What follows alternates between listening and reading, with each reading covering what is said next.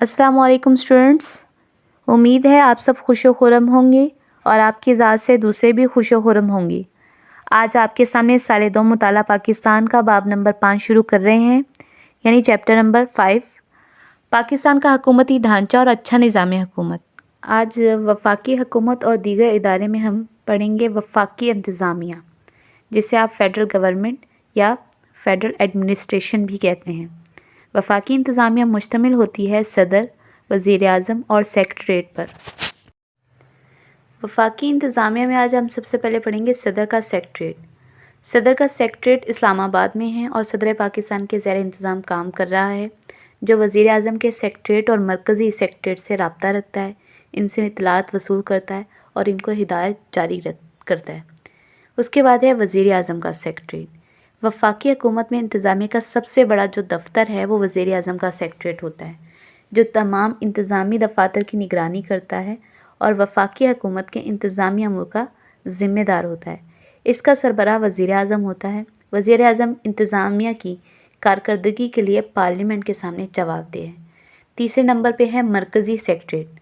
मरकज़ी सेक्रेटरीट तमाम वजारतों और डिवीज़नों पर मुश्तमिल होता है। चौथे नंबर पे है वजारत। वजारत एक या एक से ज़्यादा डिवीज़नों पर मुश्तमिल होती है। वजारत का अहम काम पॉलिसियाँ बनाना और इनको लागू करना होता है। वजारत का सियासी सरबराह वफाकी वज़ीर होता है, जबकि इंतज़ामी सरबराह सेक्रेटरी होता है, जो 22 ग्रेड का ऑफिसर होता है। वफाकी वज़ीर वजारत और वज़ीर आज़म के दरमियान राब्ता का काम करता है, यानी वो वजारत की कारकर्दगी से वज़ीर आज़म को वक्तन फ़वक्तन आगाह करता रहता है। पाँचवें नंबर पे है डिवीज़न्स। डिवीज़न वजारत की तरह एक मुकम्मल इंतज़ामी इकाई होती है और वजारत ही की तरह अपने फ़राइज़ सर अंजाम देती है। इसका सियासी सरबराह वज़ीर मुमलिकत होता है, जबकि इंतज़ामी सरबराह एडिशनल सेक्रेटरी होता है, जो 21वीं ग्रेड का ऑफिसर होता है। वज़ीर मुमलिकत भी वज़ीर आज़म और डिवीज़नों के दरमियान राब्ते का काम करता है। छठे नंबर पे है मुंसलिका महकमे। हर वजारत या डिवीज़न में से एक या एक से ज़्यादा मुंसलिका महकमा होते हैं। मुंसलिका महकमे का जो बराह रास्त ताल्लुक़ है वो डिवीज़न या वजारत से होता है और पॉलिसियाँ बनाने में इनकी मदद करता है। इन पॉलिसियों के लागू करने का इख्तियार भी उसी के पास होता है। फिर आते हैं मातहत दफ्तर। हर मुंसलिका महकमे के साथ कई मातहत दफ्तर भी होते हैं, जो ज़ैली दफातर कहलाते हैं। ये ज़ैली दफातर ख़ास फ़राइज़ सर अंजाम देते हैं और तमाम सरगर्मियाँ अंजाम देने के ज़िम्मेदार होते हैं। मातहत दफ्तर का सरबराह डायरेक्टर या एडमिनिस्ट्रेटर कहलाता है। उसके बाद आते हैं खुद मुख्तार और नीम खुद मुख्तार इदारे। हर वजारत या डिवीज़न के ज़ेर निगरानी बेशुमार खुद मुख्तार और नीम खुद मुख्तार इदारे होते हैं। ये इदारे जल्द फ़ैसले करते हैं और कौमी तरक्की में मुफीद काम सर अंजाम देते हैं। आजकल पाकिस्तान में इन अदारों की तादाद बड़ी तेज़ी से बढ़ रही है। तो ये हैं वफाकी इंतज़ामिया के 8 अदारे। अब हम देखेंगे वफाकी इंतज़ामिया के अहम ओहदेदार। सबसे पहला ओहदा है सदर पाकिस्तान का। मुल्क का सरबराह सदर पाकिस्तान होता है, जिसका इंतखाब दोनों ऐवानों के अरकान और सूबाई असम्बलियों के अरकान 5 साल के लिए करते हैं। सदर पाकिस्तान वज़ीर आज़म के मशवरे पर अमल करता है। इसके अलावा पार्लियामेंट के पास शुदा बिलों को मंजूर करता है या वापस भिजवा देता है, ऑर्डिनेंस जारी कर सकता है। सदर पाकिस्तान सफ़ीरों की तकर्री करता है और गैर ममालिक के सफ़ीरों के कागज़ात नामज़दगी वसूल करता है। मुल्क को अंदरूनी या बैरूनी कोई ख़तरा हो तो हंगामी हालात का ऐलान भी कर सकता है। अब दूसरे ओहदा है सबसे वज़ीर आज़म का। मुल्क का आइनी सरबराह है सदर, लेकिन मुल्क का असल चीफ़ एग्जीक्यूटिव वज़ीर आज़म है। वफाकी पार्लियामेंट सिस्टम के तहत वज़ीर आज़म ही बाइख्तियार है। वज़ीर आज़म ही सदर को एडवाइस करेगा और सदर उसके एडवाइस पर अमल करने का पाबंद है।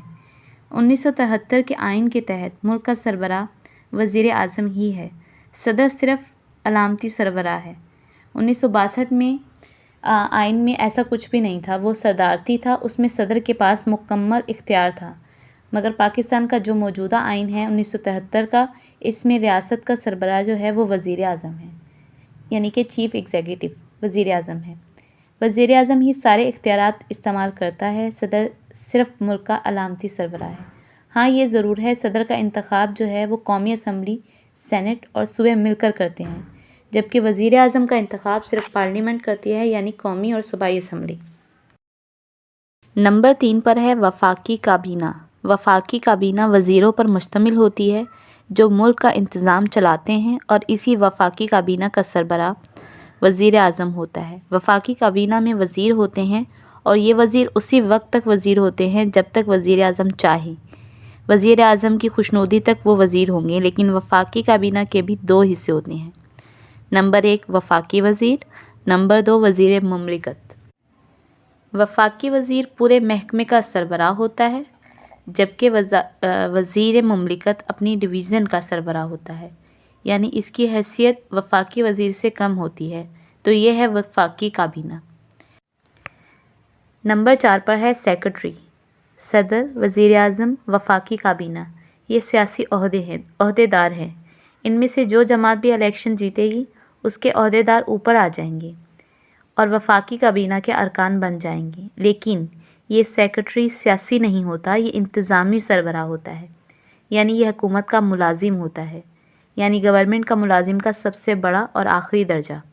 سیکرٹری یعنی گورنمنٹ کوئی بھی آئے، صدر بدل جائے، وزیر اعظم بدل جائے، کابینہ ٹوٹ جائے، نئی کابینہ آ جائے، گورنمنٹ بدل جائے، لیکن سیکرٹری مستقل ہوتا ہے۔ یہ وزارت کا انتظامی سربراہ ہوتا ہے جو گریڈ 22 کا آفیسر ہوتا ہے۔ اس کے بعد نمبر 5 پر ہے additional secretary. Additional secretary grade 21 کے آفیسر ہوتے ہیں۔ یہ سیکرٹری چلاتے ہیں وزارت کو، جبکہ ایڈیشنل سیکرٹری ڈویژن کا سربراہ ہوتا ہے اور اسی کی معاونت کرتا ہے۔ ایڈیشنل سیکرٹری کے بعد آتا ہے جوائنٹ سیکرٹری۔ جوائنٹ سیکرٹری وفاقی حکومت کا گریڈ 20 کا آفیسر ہوتا ہے اور ایڈیشنل سیکرٹری سے جونیئر ہوتا ہے۔ یہ ایڈیشنل سیکرٹری کی مدد کرتا ہے اور اس کے احکام وصول کر کے نیچے بھیجتا ہے۔ نمبر 7 پر آتا ہے ڈپٹی سیکرٹری۔ ڈپٹی سیکرٹری وفاقی حکومت کا گریڈ 19 کا آفیسر ہوتا ہے، عام طور پر اپنی برانچ کا انچارج ہوتا ہے۔ یہ اوپر سے احکام وصول کرتا ہے اور سیکشن آفیسر کو بھیج دیتا ہے۔ یہ نہ فیصلے کرتا ہے، نہ فیصلے کو لاگو کرنے میں مدد دیتا ہے، بلکہ اپنی برانچ اور دوسرے ملازمین کی نگرانی کرتا ہے۔ نمبر 8 پر آتا ہے سیکشن آفیسر۔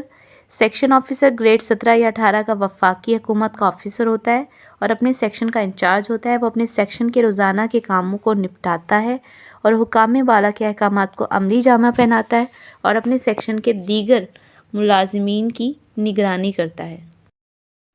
وفاقی حکومت اور دیگر اداروں میں ہم نے سب سے پہلے مجلس شورا یعنی پارلیمنٹ کے بارے میں پڑھا، پھر ہم نے پڑھا وفاقی کابینہ کے بارے میں۔ اب ہم سپریم کورٹ یعنی عدلیہ کے بارے میں تفصیل سے پڑھتے ہیں۔ وفاق کی جو سب سے بڑی عدالت ہے وہ سپریم کورٹ ہے، جس کا فیصلہ حتمی ہوتا ہے، جس کا صدر دفتر اسلام آباد میں ہے۔ اس کی برانچیں لاہور، کراچی، کوئٹہ اور پشاور میں بھی ہیں۔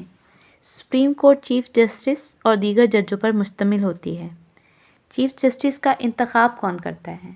چیف جسٹس کا انتخاب کرتا ہے صدر پاکستان، جبکہ دوسرے ججوں کا جو تقرر ہے وہ جوڈیشنل کونسل اور پارلیمانی کمیٹی کی سفارشات پر صدر پاکستان کرتا ہے، جو 65 سال کی عمر تک اپنے عہدے پر برقرار رہتے ہیں۔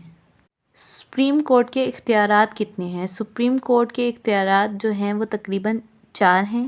نمبر 1 پر ہے بنیادی سماعت کا اختیار، نمبر 2 پر ہے اپیلوں کی سماعت کا اختیار، نمبر 3 پر ہے مشاورتی اختیارات، نمبر 4 پر ہے نگرانی کا اختیار۔ بنیادی سماعت کا اختیار۔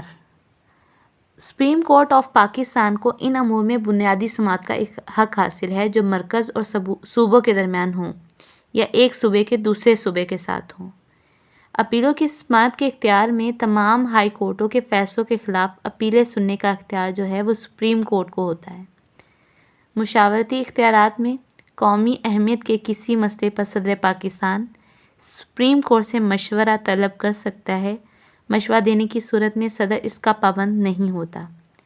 نگرانی کے اختیار میں سپریم کورٹ کو تمام ہائی کورٹوں کی نگرانی کا اختیار حاصل ہوتا ہے۔